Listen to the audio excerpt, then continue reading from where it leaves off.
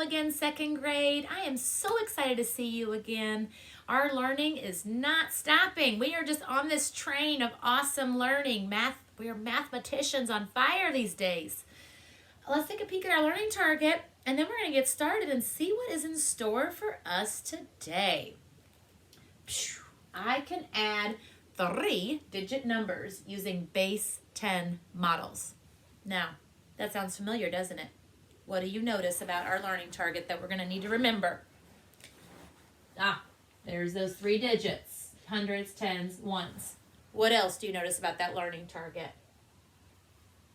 We're using our base 10 models. So we're going to draw out those hundreds, those tens, and those ones to represent our blocks that we're going to use.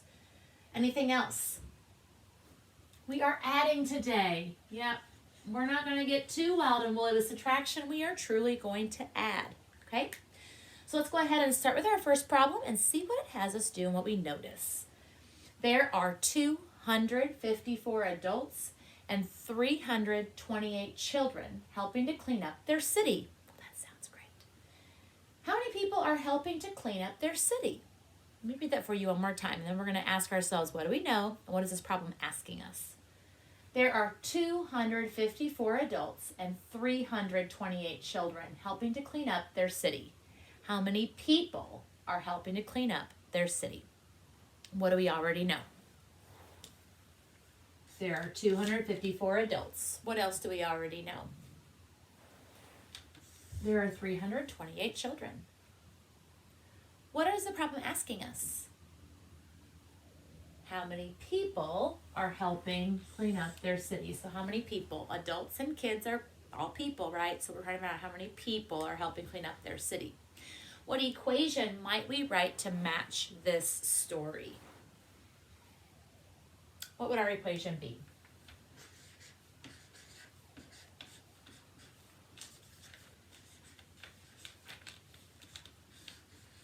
And why does that match our story?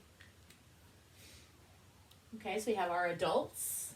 I love labeling my equations, and I would love to see you doing the same. Adults, there's 254 of them. We have our 328 kids. And what does that represent? The people. So if we add our adults and our kids together, we find out how many people are helping all together. Now I'm going to move out of the way here in a second because I want you to always be able to go back and look at a chart from before to help remind you and give you some ideas about how you can solve this work. So I'm going to take a peek over here, and I'm going to scoot this way so that you can see our work from yesterday, okay, where we have our hundreds, tens, and ones chart, or we're just adding them together. And yesterday, if you remember, some of our friends were writing out the expanded form, and some of our friends were just identifying how many hundreds, how many tens, and how many ones. So whichever way you decide to do, and how you want to extend that learning to our work today, please feel free, but I will leave that up for you to do and for you to look at. And I will ask questions while you're working. Go ahead and start solving. How did you represent your 254? Okay, how many hundreds did you need? How many tens? How many ones? What about the 328? Okay, and what did you do first? What did you notice when you added those ones together?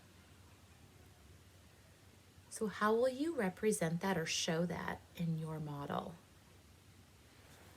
What did you do here? Why are you circling these and crossing them off? What are you trading them for? How is that going to help you solve this problem? And so how many hundreds do you have? And how many tens? I only see 7 tens when I look at those two numbers. Where's that extra 10 coming from?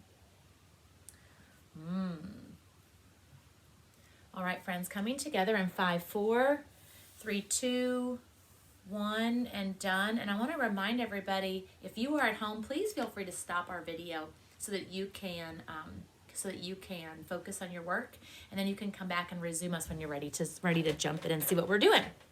Alrighty, talk to me. What did you do first? How many of you use that hundreds, tens, and ones chart again? How does that help us? Right, it helps us keep those hundreds, those tens, and those ones separate, so we know we're adding our ones, adding our tens. Yes, absolutely. All right, so what did you do first with your hundreds, tens, and ones chart? Okay, 2 hundreds, 5 tens, and 4 ones, and that represents your adults. I'm just going to write that adults over here. Okay, and then what did you do?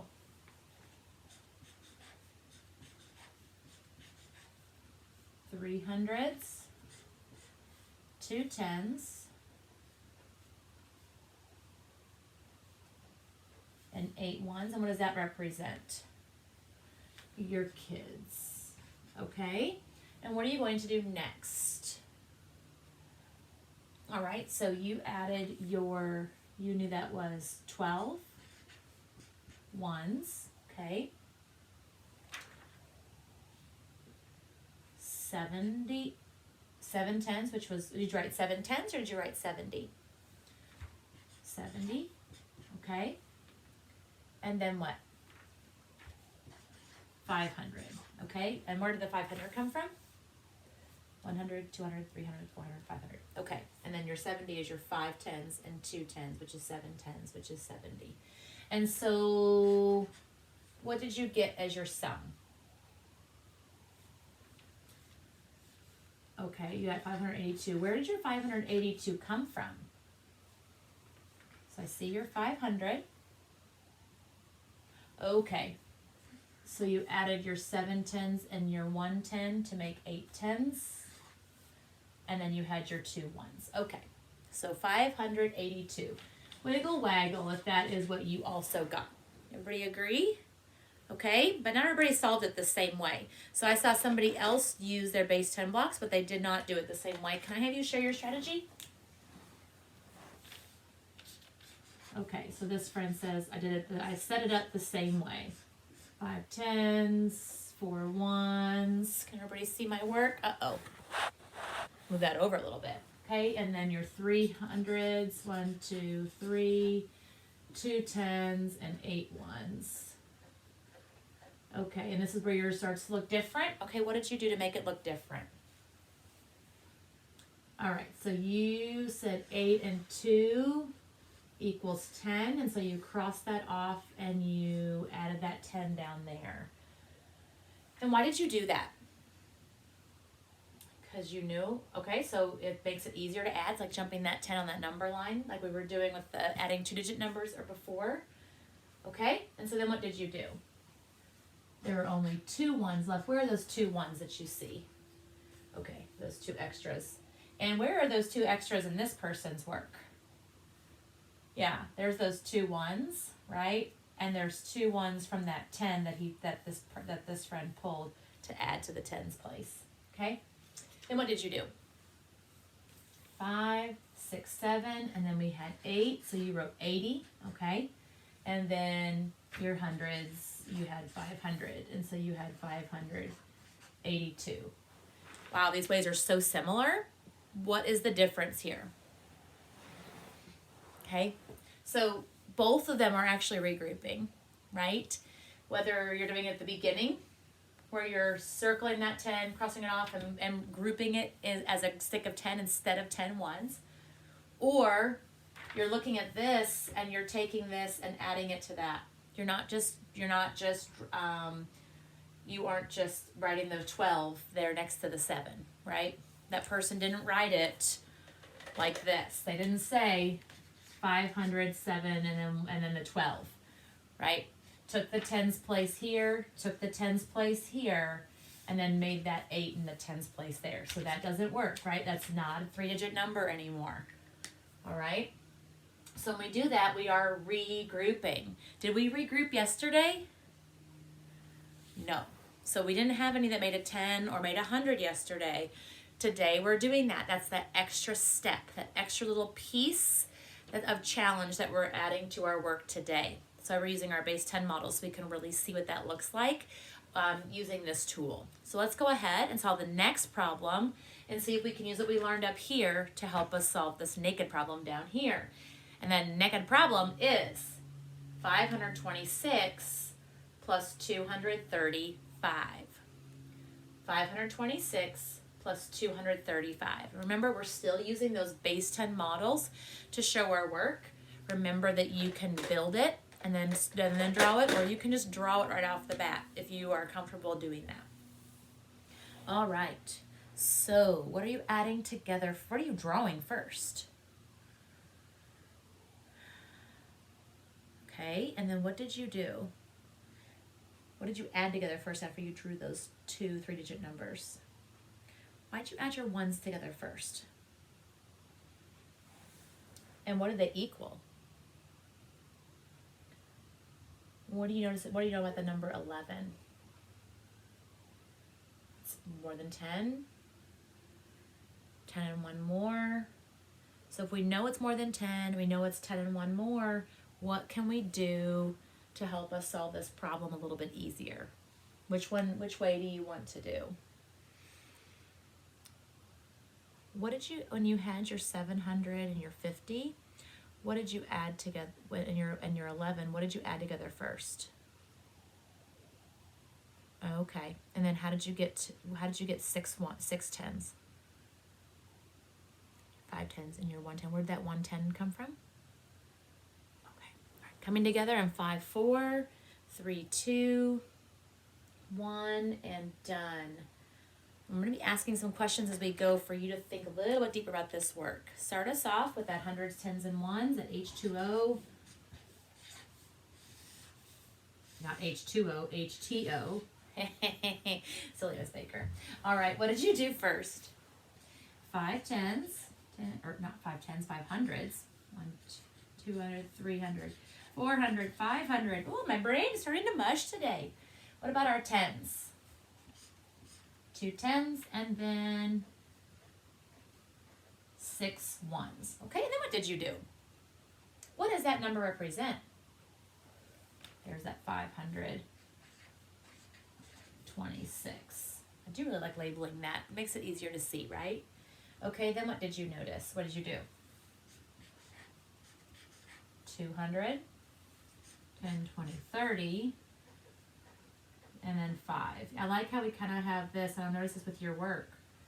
We kind of have this divide. So even though we have our hundreds together, our tens together, and our ones together, we're not just mushing them all together, right? So we can still clearly see where your 526 is and where your 235 is. Why would that be helpful? Just to kind of keep track of our work. Make sure we can go back and double check. Yes. Okay, so what are we going to do first? You know, 5 and 5 is 10, so 1 more is 11. Okay, and then what?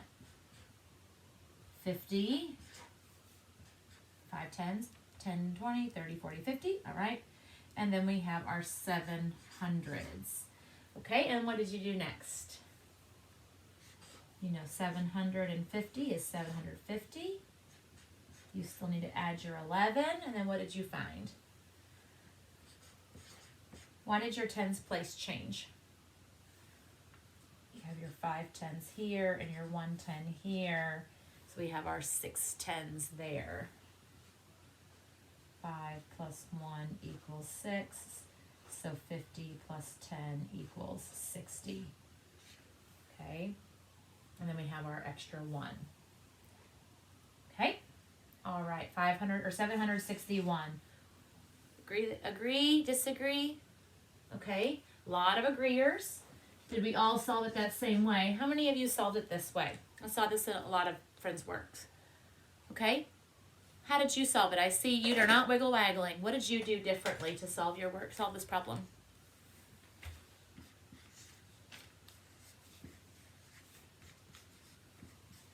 Okay, 500 500, 2 tens, 1, 2, 3, 4, 5, 6. Okay, then what? 2 hundreds, 3 tens.